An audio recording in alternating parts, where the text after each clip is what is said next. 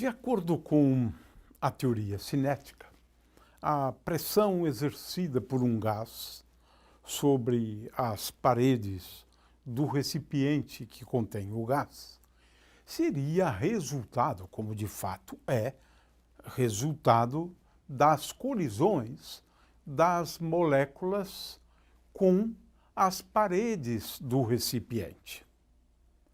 Ora, tendo assumido isso, resta-nos agora determinar a pressão exercida por um gás, sempre pensando na pressão como resultado das colisões das várias partículas que compõem o gás. De forma que o exercício a ser feito em seguida é o de relacionar a pressão com o volume ocupado pelo gás e com a energia das partículas que compõem o gás. E é isso que vamos nos dedicar agora, a explicar como, no contexto da energia cinética, é possível escrever uma expressão para a pressão exercida por um gás. Muito bem, qual é a ideia? A ideia é a seguinte: num gás temos um número muito grande de moléculas e estas moléculas colidem com as paredes do recipiente. Aqui nós resolvemos adotar um recipiente esférico, então estamos pensando aqui num gás contido numa esfera de raio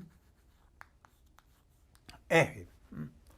R, portanto, é o valor do raio desse volume. É claro que, em se tratando de uma esfera de raio R, o volume ocupado pelo gás assume uma expressão relativamente simples, né?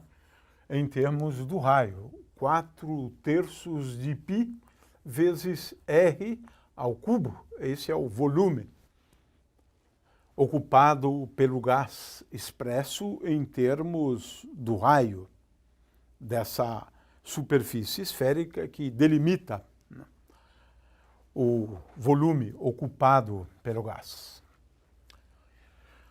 Agora, vamos fazer um exercício bastante simples, né, onde eu considero apenas uma molécula. Essa molécula, na realidade, todas as moléculas, vamos admitir que tenham a mesma massa. Então, vamos, portanto, lembrar que, neste caso, se P é o momento de uma molécula, vamos começar com P, de uma delas, então a energia cinética de uma delas é igual a m vezes v ao quadrado sobre 2, ou, alternativamente, P ao quadrado sobre 2m. Muito bem, agora vamos considerar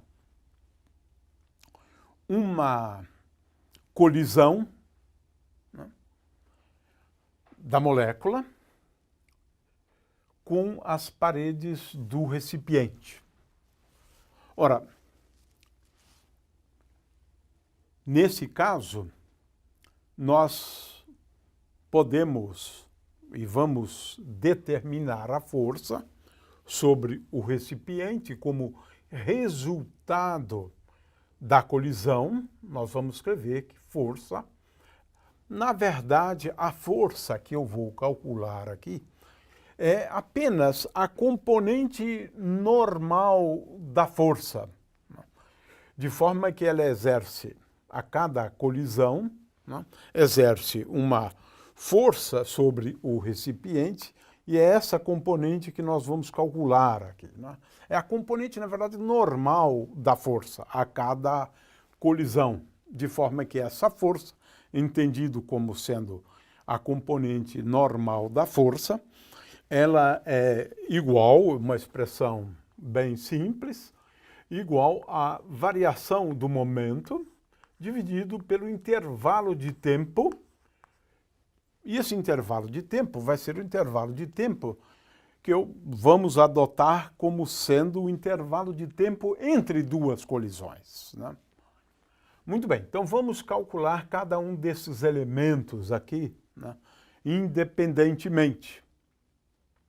Ora, se o momento dessa partícula aqui é P, essa componente normal da força, na realidade, seria ΔP, se eu considerar esse aqui como sendo o eixo x, né, é igual a ΔPx. Então, poderia escrever assim, ΔP igual a ΔPx, né? Ora, ΔPx é a componente do momento quando eu faço agora a projeção ao longo do eixo x. De forma que eu posso escrever ΔPx como sendo igual a P vezes cosseno do ângulo θ, e é claro que quando a partícula atinge a superfície, ela experimenta uma reflexão, né? Sai com o mesmo ângulo, né? De forma que a variação do momento, portanto, é igual a duas vezes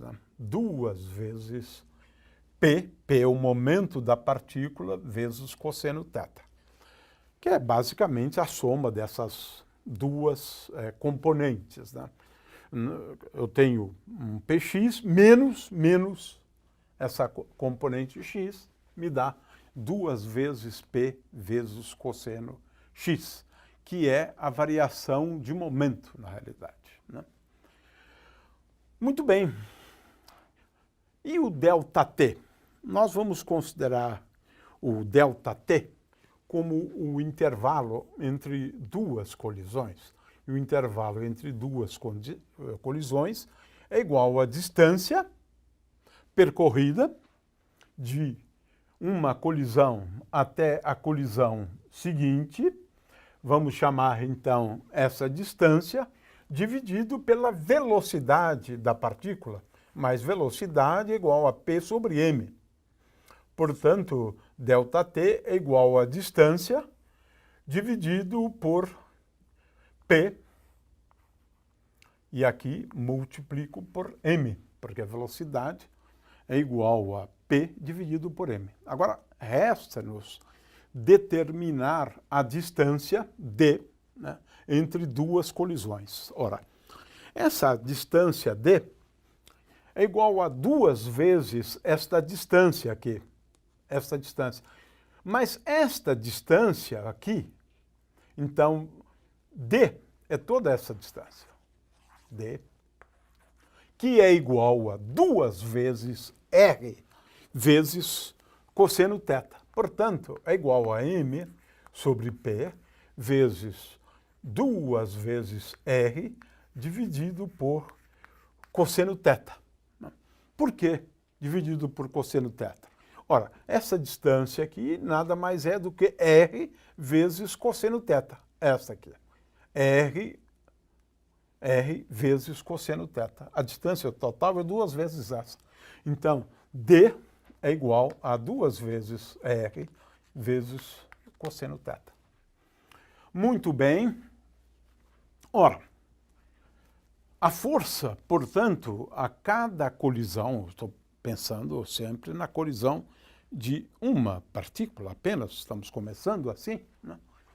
Ou seja, a força como sobre a parede resultante de uma colisão apenas, essa força é dada por ΔP, que é duas vezes P, vezes cosseno θ, que é ΔP, dividido por m, vezes duas vezes R vezes cosseno θ, e agora dividido por P. Quando eu divido por P, é a mesma coisa que multiplicar aqui em cima por P. Ora, esse cosseno θ se cancela com cosseno θ e a expressão para a força, portanto, é 2 vezes P ao quadrado dividido por M, mas eu tenho um 2 aqui também, então esse 2 também se cancela, portanto, a força é igual a P2 dividido por M, e tudo isto aqui dividido por R, portanto, 1 sobre R. Muito bem, eu calculei a força só devida a uma partícula, resultado da colisão de uma partícula. Ora, veja só, uma coisa aqui curiosa é que eu posso escrever essa força como sendo igual à metade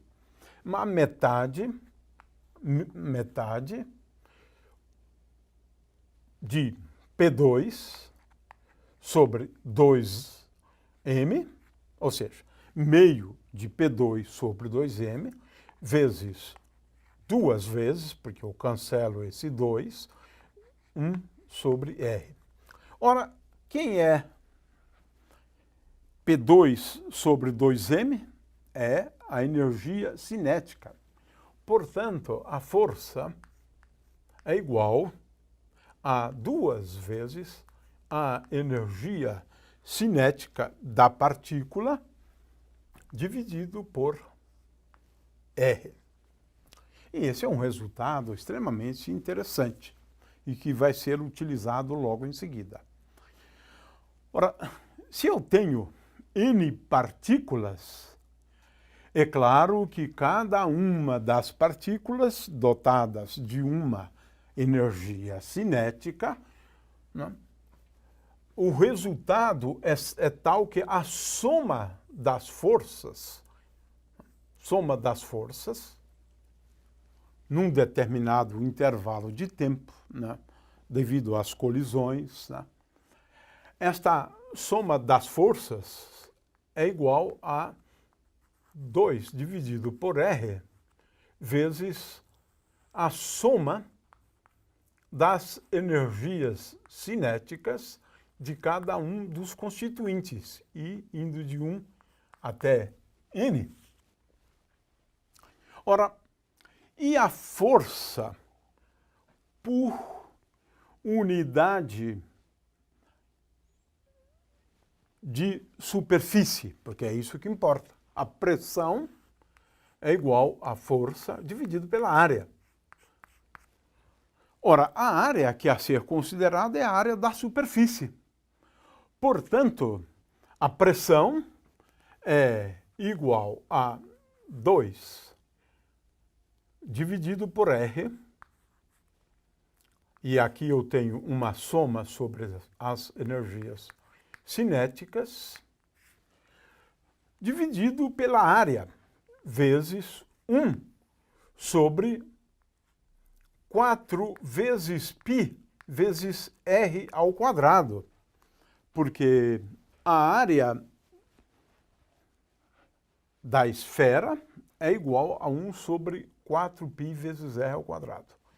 Consequentemente, a pressão é dada por 2 vezes. Agora, eu tenho aqui 4π vezes R ao cubo, porque eu tenho R ao quadrado, R ao cubo. E agora, o que eu vou fazer é dividir por 3 e vou multiplicar por 3. De forma que, com isso, eu obtenho aqui o volume, vezes uma soma, e indo de 1 até N, se eu tenho N constituintes do gás, N moléculas do gás, e indo de 1 até n da soma das energias cinéticas, né? Energias cinéticas de cada uma das partículas que compõem o gás. Ora, o que é curioso aqui é o seguinte, eu cheguei a uma expressão bastante simples para pressão. Se esse é o volume ocupado pelo gás, eu concluo que PV é igual a 2/3, 2 dividido por 3, esse aqui é o volume, passei para lá, então 2/3, né? Da soma das energias cinéticas das partículas que compõem o gás. Eu tenho N partículas, portanto, I indo de 1 até N, e agora eu tenho soma de EI. Onde é I? A rigor, seria a energia interna, mas a energia interna de um gás livre é igual à energia cinética das partículas que compõem o gás. Então, esta é uma expressão que é muito interessante. Nós vamos depois fazer uso dela. Mas vamos simplificar esta expressão um pouco mais, né? Dá para a gente simplificar esta expressão fazendo o seguinte. É claro que se eu tenho moléculas com as mais diversas velocidades, né, essa energia cinética da iésima partícula, ela é escrita como sendo igual a m vezes VI ao quadrado dividido por 2. É a definição, né, de energia cinética, claro. Então, tendo em vista essa definição, nós vamos fazer o seguinte, esse é um conceito que a gente vai utilizar muito na mecânica estatística, né? Por exemplo, no caso da distribuição de Bose, nós vamos fazer uso disso, né? Ora, eu posso introduzir aqui o conceito de energia cinética média, né? Como é que eu faço isso? Bom, eu tenho duas formas de fazer isto, né? A primeira é escrevendo PV igual a 2/3 de N. N é o número de constituintes do gás, de moléculas. Então, 2/3 de N, N é o número total de constituintes, vezes 1 sobre N da energia cinética média. Porque aqui, agora, eu tenho a somatória da energia cinética de todas as partículas. Então, eu posso pensar aqui, nessa grandeza física, como sendo a energia cinética média,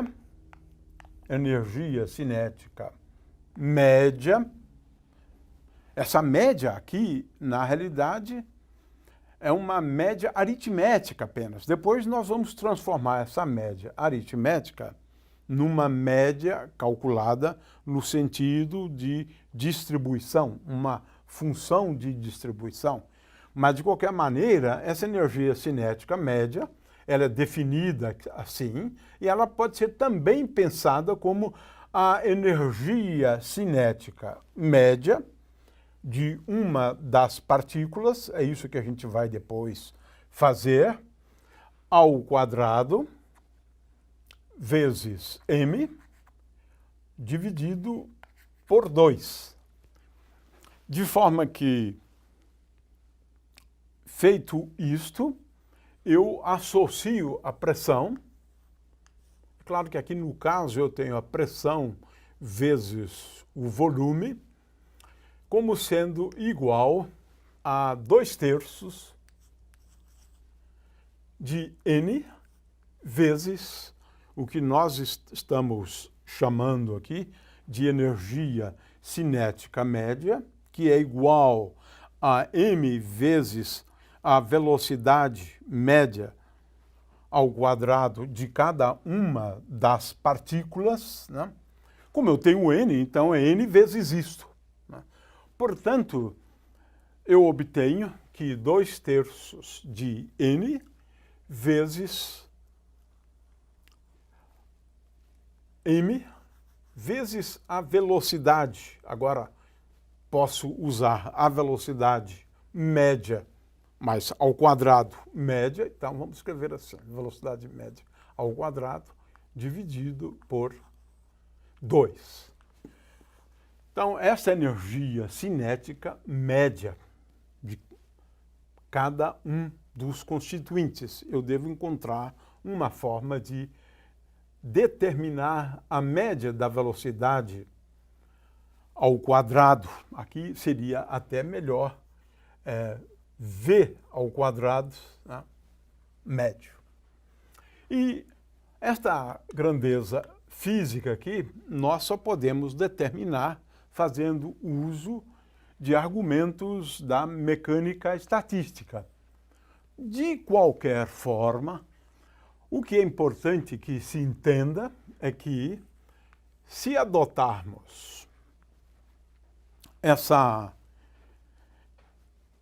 interpretação para a pressão como resultado das colisões de moléculas com as paredes do constituinte, então nós podemos escrever uma relação, né, entre o produto PV, 2/3 de N, e agora a energia cinética média, né, média, e essa energia cinética média é a energia cinética média dos constituintes, né, dos constituintes. Então, tudo que eu preciso fazer é encontrar uma forma de determinar essa energia cinética média dos constituintes. E essa, portanto, é a expressão que nós deduzimos para a pressão quando interpretamos a pressão como sendo o resultado das colisões dos constituintes com as paredes que delimitam o volume ocupado pelo gás. O fato é que temos aqui uma expressão bastante simples que relaciona a energia cinética dos constituintes com a pressão. E, na verdade, com o produto da pressão vezes o volume. E esse é um dos principais resultados que nós podemos deduzir fazendo uso apenas da ideia de que a pressão resulta da colisão das moléculas com as paredes.